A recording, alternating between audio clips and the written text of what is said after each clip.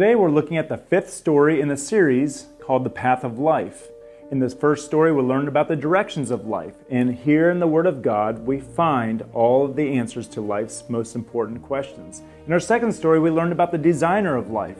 This world did not randomly just pop into existence, but there was a God who intentionally made this world and created man and woman in His own image, after His own likeness, to have a relationship with Him. In the third lesson, we found that there is the deceiver of life, Satan, who has come into this world to influence man to rebel against God's authority. We find that Adam and Eve disobeyed God's command and they took the forbidden fruit from that tree. This brought pain, sorrow, suffering, and death. In our last lesson, we learned about the destruction of life. God, who is holy, must judge sin. And we saw that God flooded the entire world. But we do find that God also longs to show mercy. And we see His mercy shown toward Noah, his wife, their 3 sons, and their 3 daughters. So 8 people were spared from the worldwide flood, and afterward they worshiped God. God put a rainbow in the sky to remind man of His promise that He would never ever flood the entire world again. But we find that one of Noah's descendants, named Nimrod, one of the descendants of Ham, would have other plans. In Genesis chapter 11, the Bible tells us that the whole earth was of one language and of one speech. And the people came to the land of Shinar, that's modern-day Iraq, and they dwelt there. And they said one to another, "Go to, let us make brick and burn them thoroughly." And they had brick for stone, and slime they had for mortar. And they said, "Go to, let us build us a city and a tower, whose top may reach unto heaven, and let us make us a name, lest we be scattered abroad upon the face of the whole earth." Now, what is the problem? The problem is that God had told them to go and reproduce. And the people had a mind, and they were following their leader Nimrod to rebel against God's authority. And they came up with their own plan to stay in one place, build a tower, and this tower was an attempt to make a name for themselves, but also to make their own way to God. And they said, "We will make our way to heaven, and we will not go spread abroad. We will make ourselves a name." This comes out of pride, out of arrogance. This is rebellion. This is at the heart of disdain for God and His authority. And Nimrod, who means mighty hunter, he was a man of great power, but he misled people to quit following the true God and to follow another religion. This religion would be known as Babylonian religion. This is where the seat of Babylon was, and God came down to see the city and the tower which the children of men builded, and the Lord said, "Behold, the people is one, and they have all one language. And this they begin to do, and now nothing will be restrained from them which they have imagined to do." Remember, in our last lesson, the imagination of man's heart became more and more wicked, and God had to stop it.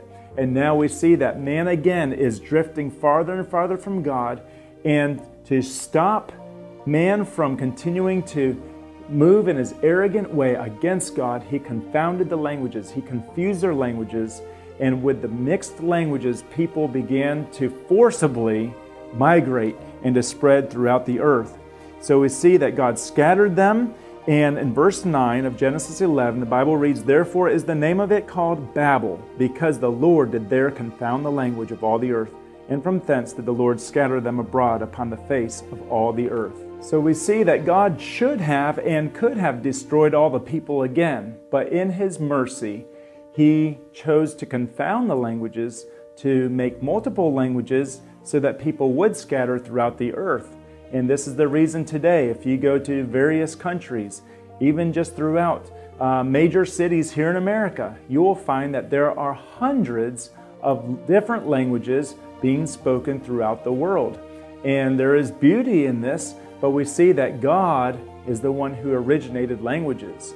At the root of all religion, there are 2 categories in which we line up. Those that believe that they must do something, and those who believe that Christ has already done everything that God requires. Those who believe that they must do something are trusting in themselves. They are relying on what they have to do. They believe that their good works will earn them merit, with God in heaven. But sadly, this causes pride within the heart of man. God says, no, I have done what is necessary to be right with God. And God became a man through Jesus Christ, and Jesus satisfied the demands of a holy God when he died on the cross. And Jesus Christ did that. And by grace, we can be saved through faith. And so it's not dependence on our works, which brings us to pride, but it brings us to a place of humility where we put our faith alone in Jesus Christ. So, my friend, you're either trusting in what Jesus has done, or you are relying on what you can do. So God, again, was not taken by surprise at man's rebellion, and he came up with a solution. In Genesis chapter 12, God makes a promise. God calls a man named Abraham to follow him, to go to a land that he would show him. There would be a great multitude, a great people called the Hebrew nation. This would be modern-day Israel. The Jewish people would come through Abraham, and this would be a people that would be separated unto God, to know the true God, to have a covenant with God, and to whom God would make many promises and bless. Through Abraham, Isaac, and Jacob, God reinforced this covenant and this promise to them. We find that God gave commands to his people through his leader Moses. We find that the 10 Commandments are all based around loving God and loving our neighbor. God's first command is not to have any other gods before him. We are not to worship any other creature. We are not to worship any of God's creation. We are not to substitute God for anything, but God, the Creator, and God alone should receive our worship. And he deserves it, rightfully so. And the Bible tells us that God is a jealous God. He wants to rightfully protect what is his. He wants his children, his creation, to worship him alone. And we see that throughout the ages, false religion has contradicted the truth that God has established in his word in accordance to his covenant with his people. In our next lesson, we're going to see that God has come up with a final plan to redeem all men, not just the Jews, but he would actually come to earth himself to bring deliverance to all who have gone astray in their own way.